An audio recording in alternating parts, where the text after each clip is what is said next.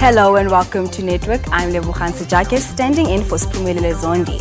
I have your social media and technology news for today. Find us on SABC Network on Facebook, Twitter and Instagram. And it's News Network at sabc.co.za on email. Now let's take a look at what's coming up in the program. GovTech in Durban will discuss technology in the public sector. We find out about the tech for the streets.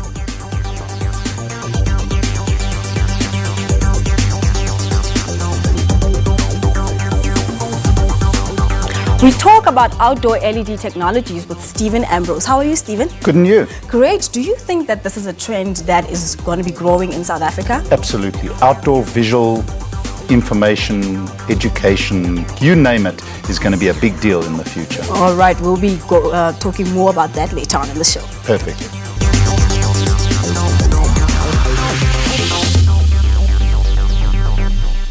The annual GovTech Conference takes place in Durban this week. It's undergone a metamorphosis over the years. We asked the CEO of the State Information Technology, Dr. Situmo Mohapi, about it. Take a look. GovTech is a conference generally, but more importantly a meeting place of members of the ICT industry. Traditionally, it has been a place where the SETA, State IT Agency, meets with the government IT officers and members of the industry to talk about technology. We've changed it so that we have included, broadened up the scope of discussions, the types of discussions that are there, and the types of interested parties for GovTech. Specifically, like every other areas of technology, technology is as useful as it addresses specific problems in society or in the economy. The industry should have done better in positioning technology as a base for solving public policy problems. A typical DG or DDG who is in a line of business, yes, depends on us to provide the insight into how that technology can then assist them. So, and that's the kind of thing that has not been happening really very, very well, and that's what we want to change now, because it's quite clear, as much as we've been spending quite a lot of money on IT in particular, or ICT in general, the social impacts of that, as seen from the point of view at least of government public services, has been limited. In fact, there are suggestions that we are getting less and less out of IT from the perspective of public services than every year. So what we want to do, and to change that is not very, very difficult. Now, 5G technology is being tested out in the parts of the world, but it seems very little is happening here in South Africa. We also don't have the spectrum to launch 5G, as it can only be available once television broadcasting has moved to digital. Siphumelele Zondi tells us about it.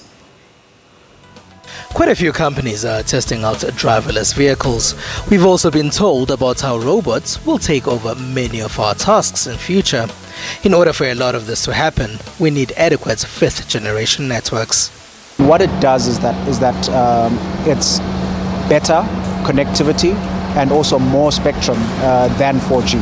So what it means is that the types of applications that you can run on this network are infinitely faster, and also they use a lot more data. So you can do things like augmented reality, self-driving cars on a very reliable, almost like a fixed line kind of connection.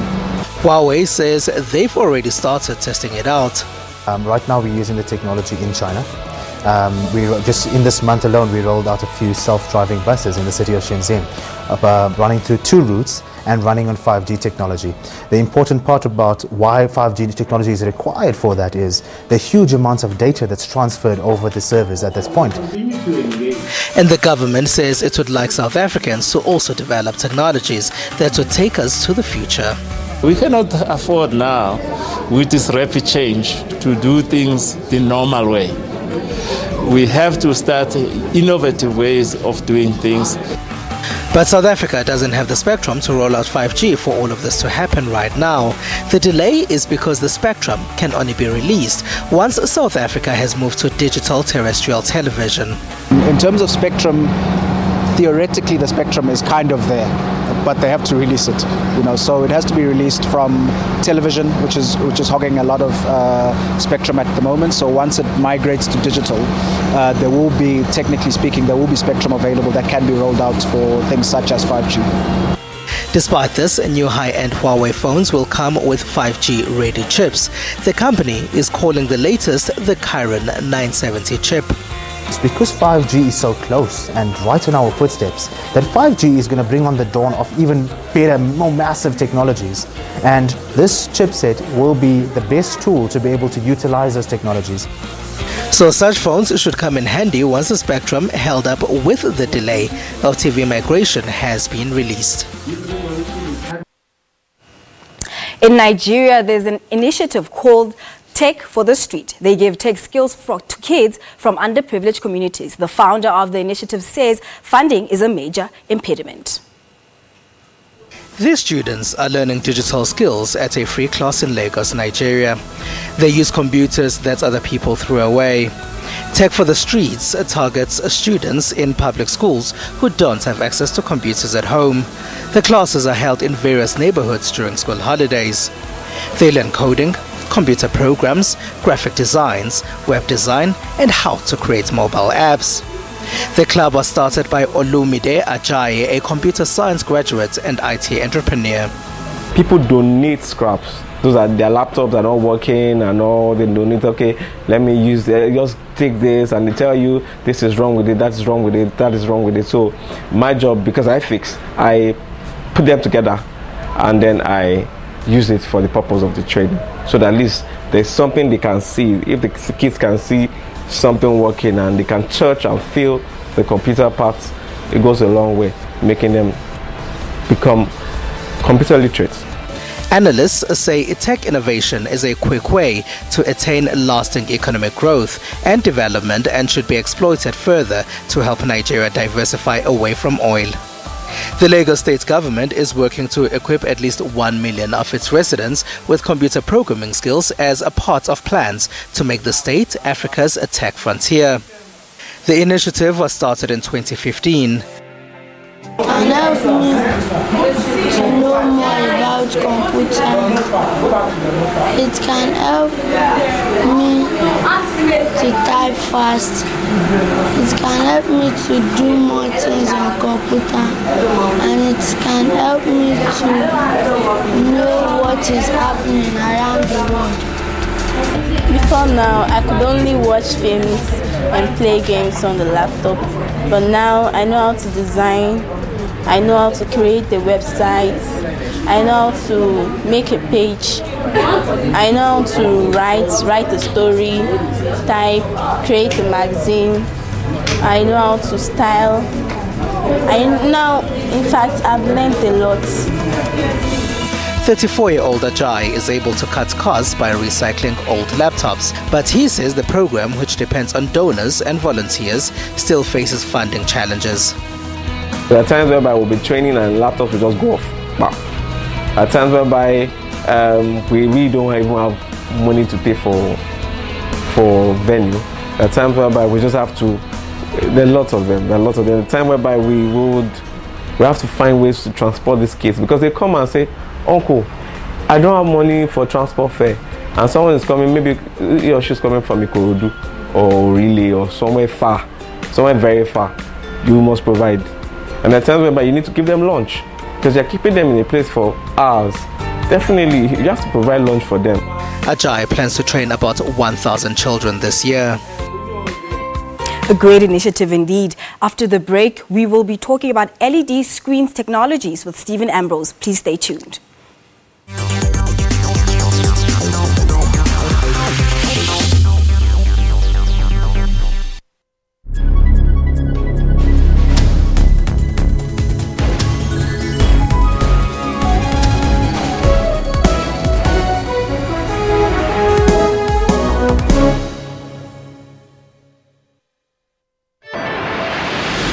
Violence against women, it also talks to such behavior where teachers, instead of educating kids and give them dignity, they strip them of their dignity. The First Lady. The First Lady, her action It's just unacceptable. I must say that it cannot be condoned. If I had it my way, I would say we had to act and make sure that he goes to jail. This scourge is not ceasing. The angry people, the intolerant, it's so huge. So then the scourge finds itself within that particular environment. You cannot say that it's a standalone. It's influenced by social ills, economic challenges. Join me in Port Sedu live every Monday to Thursday at 17:30.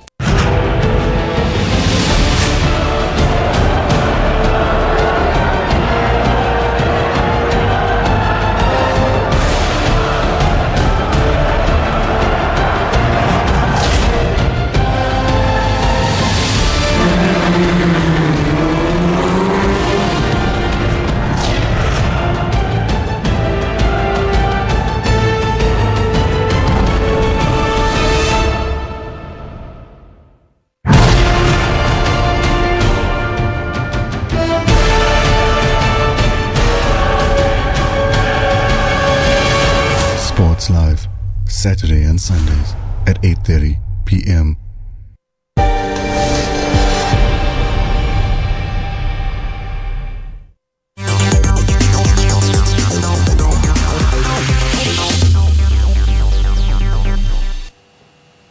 Welcome back. Now, Samsung unveiled their LED digital screens at Sun International's Times Square complex. Let's take a look. Samsung South Africa went all New York City and Las Vegas by launching 2 outdoor LED screens at Sun International's Times Square Hotel, Casino and Entertainment Complex in mainland Pretoria. We've just introduced a range of outdoor LED screens like you see behind me. This screen, aptly known as Goliath, the largest screen on the site. On the other side of the arena we have David, which is a slightly smaller screen. The fourth industrial revolution has had the marketing industry looking for new ways to engage customers, and outdoor LED technologies have emerged as a popular go-to upgrade. The future. Some say that it is definitely the future. The future! I think it is our future. This is where it's going to be at. And the hashtag that they use is your future on display, so it's definitely going into the future. It's gorgeous. I really think this is the future. That was really awesome. Now, Stephen, how are you? I'm good, and you? Great. Thank you for joining us. Always a pleasure. Great. Stephen, let's start with the basics. What exactly does LED mean? LED stands for light emitting diode. So unlike the good old tungsten-based lamps and lights, the ones that get hot and you plug them in and they take time to get hot, an LED is a solid-state device. It's basically a transistor. And today they've managed to get them unbelievably bright, unbelievably powerful. And because of the sheer quantity that they're producing, they're actually cheaper to use and cheaper to produce than the old type of globes and light sources that we used to use. The other benefit of LED is they're unbelievably efficient. They can take very little electricity and turn it directly into bright light. So they cost less to run, they're not hot, they're super efficient, and of course they're tiny. So you can do lots of things with LEDs. So now, would you say that is the difference between the screens that we normally see, the digital displays that we normally see on the roads in Sandton or Rosebank compared to these ones that are just launched? Yes, these new, look, today most outdoor screens are based on some form of LED technology. And the technology is obviously, like all other computer technology and transistors and such like, is advancing rapidly. So they're getting brighter, they're getting smaller, they're getting, more efficient. So what we're seeing up to date, or what's pretty much around the country, have been fairly small. A lot of them use slightly different technologies, and the resolutions are pretty poor because you can't get too many in because the cost gets out of hand. But these new screens that Samsung have introduced, or rather the new generation LED screens that are available around the world, are super efficient. They can be enormous because of the amount of diodes that you can pack into a small space.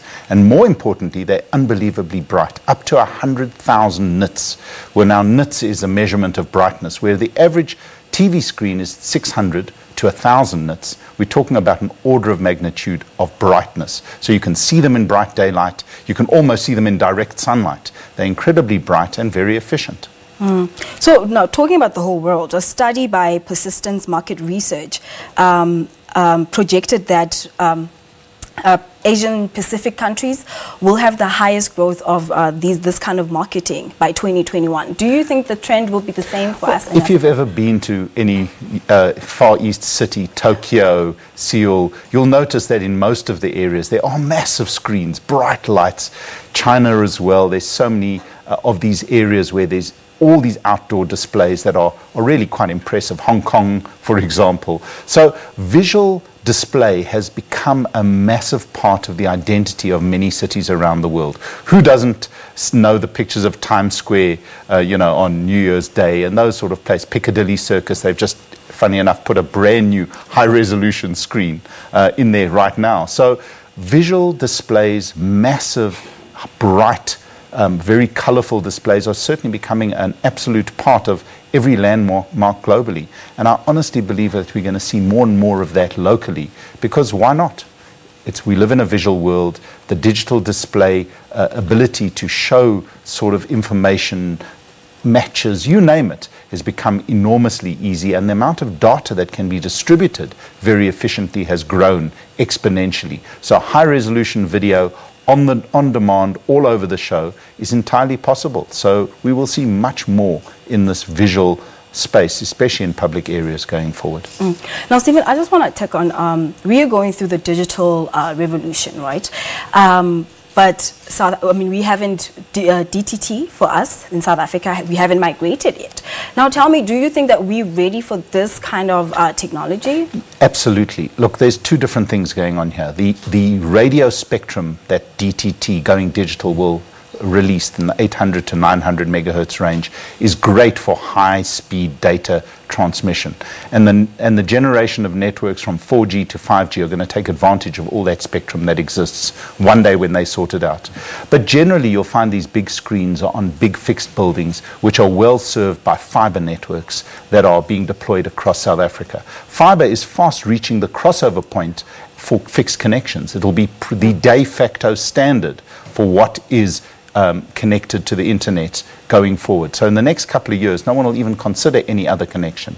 And ultimately, the amount of data that can be transmitted over fiber is pretty much infinite. So to run these big displays, they're all connected to each other. They're all connected to the internet. They're all connected to servers around the world. The amount of data that's being, a lot of this data on these servers is now 4K or 8K HD video. So you've got massive resolution. You've got massive quantities of data, and we're moving into a visual world. YouTube videos, we watch them on our phones, we watch them on TV. Streaming on TV has become a big deal. So streaming to massive displays that are economical, bright, and very accurate is definitely where we're going to see a lot of stuff happening in the future. All right, that's it for today. Thank you so much, Stephen, for coming and talking about LED technologies with us. Brilliant. Good to be here.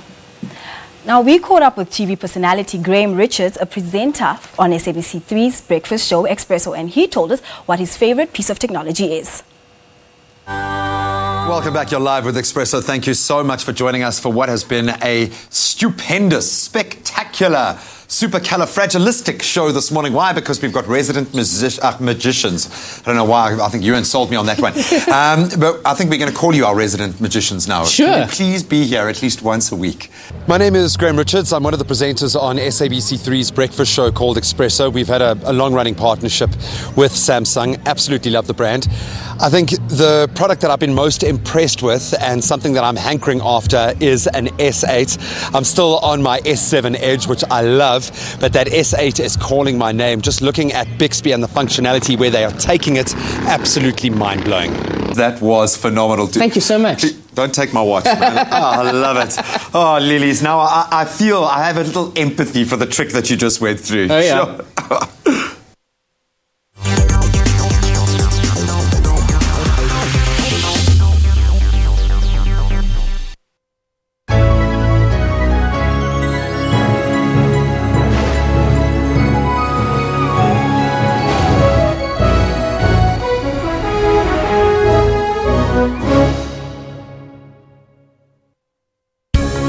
The Pan-African Parliament, as a legislative body, could go a long way in continuing to promote women's rights in all African member states.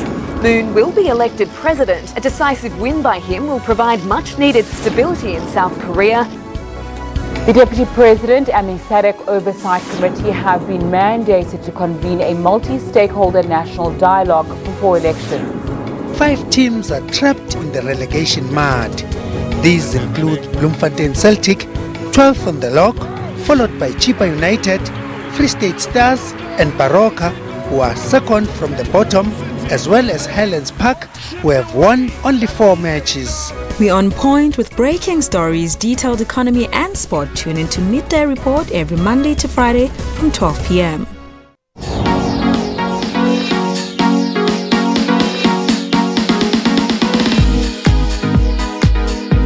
I feel it's a real person. And it's nutritious and delicious. It's good. I really like it.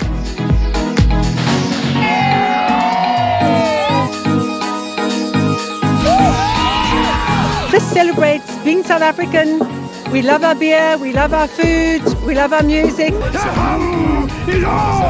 For knowing who are going, you must know where you come from. I'm excited to be part of this year. For all your travel trends, catch us every Sunday, 12 midday on Channel 404. With the stories of abuse from the other 8, but they haven't been ready to pursue any angles. They've offered their support. They've offered the comfort to the 8s, and it's been an amazing journey. It feels like your heart actually literally sunk in your shoes. It wasn't a long encounter. I think at the time I froze. The way the criminal justice system deals with sexual violence is problematic. And I don't know, unless there's a fundamental change in many things, the way prosecutors deal with the victim in the matter. For all investigative insights, stay tuned to Special Assignment every Saturday at 17:30.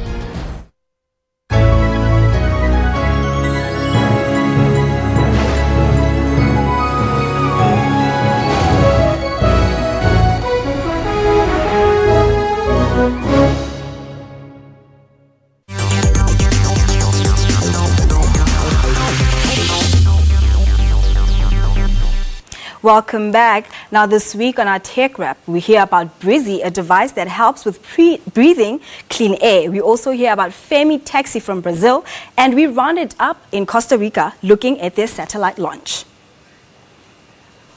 For parents raising children in urban environments, the quality of air their little ones breathe can be a big concern. Recent studies have linked infants exposed to higher levels of vehicular air pollution with lung problems later on in life. It was with this concern for his own daughter that prompted Jose Ramano to invent Breezy Baby, a cushioned headrest for a baby's push chair with inbuilt sensors and a fan filter system that cuts the amount of pollution around the child's head.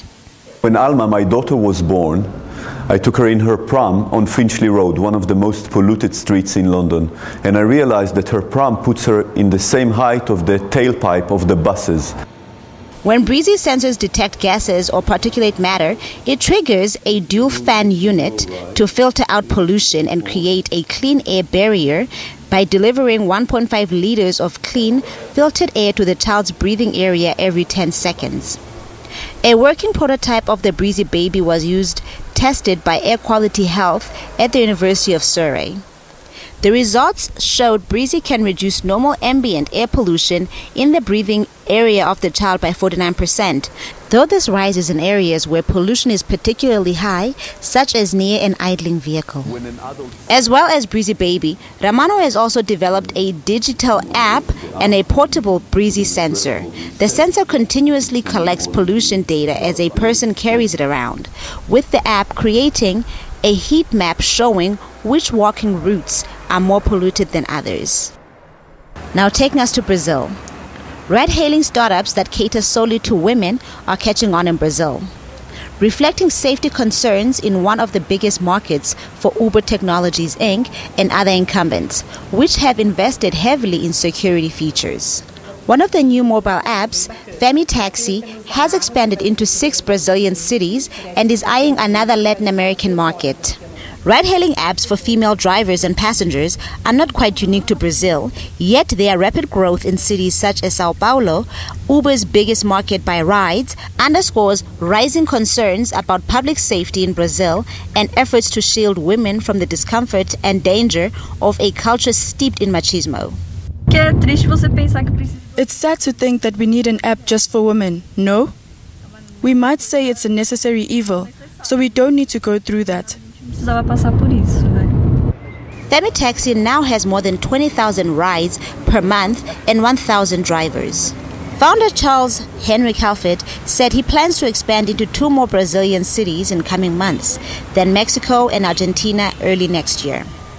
And lastly, Costa Rica's first satellite is ready and will be sent to the Technological Institute of Kyushu, Japan, in order to be tested for flight in space. The purpose of the nanosatellite, weighing about 1 kilo, will be to monitor climate change through the transmission of data on forest growth, environmental variables, and carbon in the tropical forests of Costa Rica. This satellite will monitor the growth of trees and forests in the northern region of Costa Rica. And starting from there, to improve knowledge we have about how to be a neutral carbon country eventually. The launch of the first Costa Rican satellite into space will take place with the help of the Japanese Agency of Aerospace Exploration, known as JAXA, which will include it in one of its missions to the International Space Station. This week, our poll has been asking if you use government online services. Now, 22% of respondents say yes, 34% of respondents are not sure, and 44% say they didn't know such services existed. Now, that's all we have for you. Find us on SABC Network on Facebook, Twitter, and Instagram, and its news network at sabc.co.za on email. We play out with Samsung LED outdoor screens that have just been unveiled. From me and the rest of the network team, bye-bye.